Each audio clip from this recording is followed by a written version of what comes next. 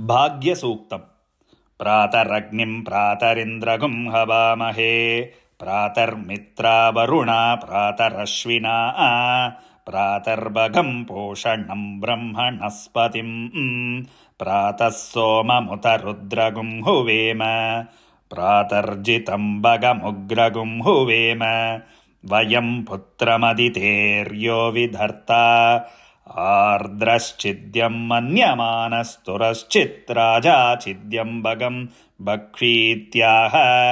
भगप्रणेतिर्भगसत्यराधः, भगेमान्दियमुदवदन्नः, भगप्रणो जनय गोभिरश्वैः,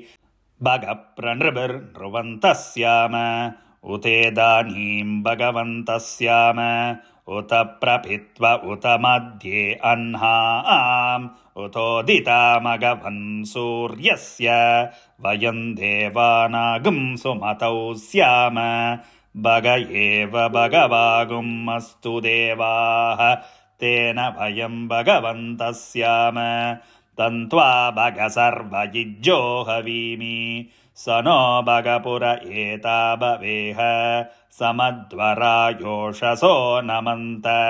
दधिक्रावे वसुचये पदाय,